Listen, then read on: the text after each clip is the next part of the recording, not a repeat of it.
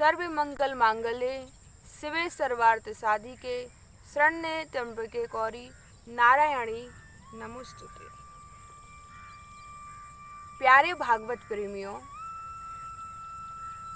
अभी बहुत सुंदर श्रावण मास चल रहा है जो कि भगवान शिव को अति प्रिय है।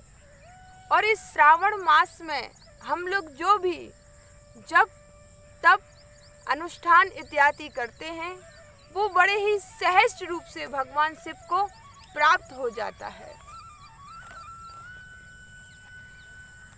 चातुर्मास में यूं तो भगवान विष्णु योग निद्रा में चले जाते हैं, लेकिन भगवान शिव जिनका नाम ही है कल्याणकारी, वह हम सब के लिए भगवान शिव आते हैं और हम सभी पर कृपा करते हैं।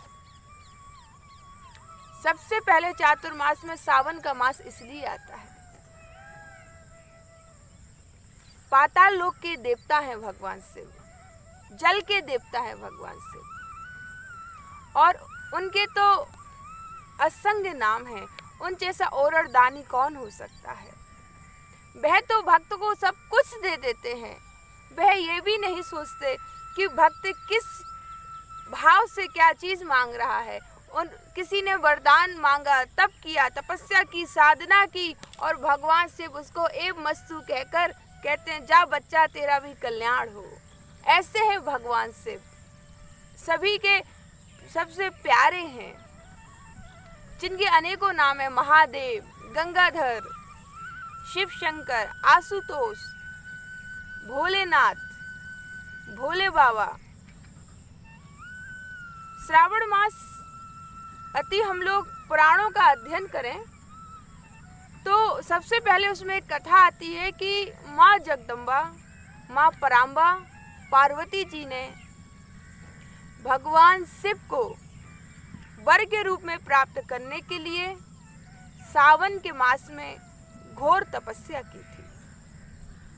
और वेदों की प्रामाणिकता देखें तो उसमें भी आता है कि अर्जुन ने श्रावण के मास में दिव्य अस्त्र प्राप्त करने के लिए पार्थिव शिव का पूजन किया और दिव्यास्त्र प्राप्त किया।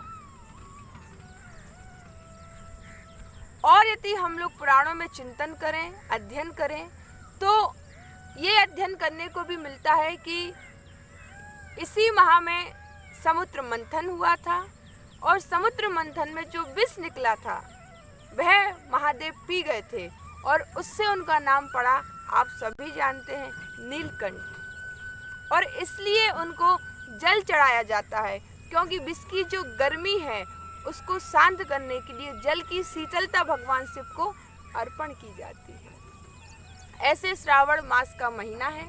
और हम लोग वैज्ञानिक दृष्टि से भी देखें तो ये जो बारिश का मौसम है, इसमें खान पान हर चीज़ का हमें ध्यान रखना चाहिए।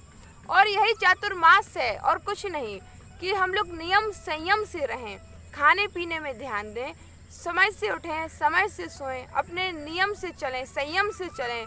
और विज्ञान भी यही कहता है कि ये जो बरसात का समय है इसमें रात्रि को भोजन नहीं करना चाहिए। और आप लोगों को चूंकि पता भी है, ये बहुत सामान्य बातें हैं। तो चर्चा चल रही थी कि श्रावण मास भगवान शिव को अतिशय प्रिय है। आहा। और श्रावण के मास में भी यदि पार्थिव पूजन करें, पूछिए ही नहीं, बड़ी अद्भुत कृपा होती है भगवान शिव की।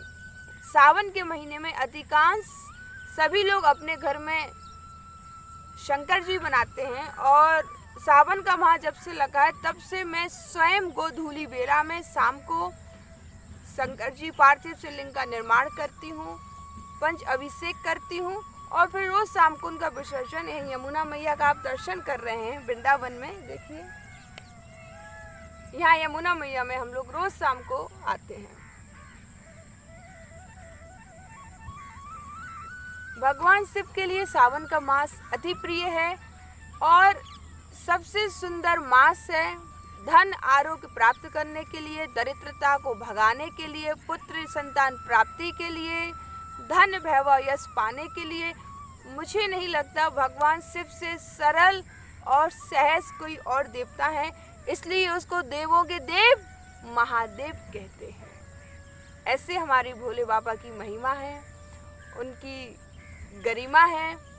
और पार्थिव शिवलिंग का हम लोग जब निर्माण करते हैं तो आप सभी जानते हैं, चूँकि हमारे यहाँ माताएं सभी करती हैं, बहुत अच्छे से करती हैं, जानती भी हैं। कहीं अच्छी स्वच्छ मिट्टी लेके संक्षिप्त पूजा और अपने हाथों से एक छोटा सा स्वरूप बना के गंगा जल से, दूध से, दही से, घी, शहद से, फिर शक्कर से उनका स्नान करें।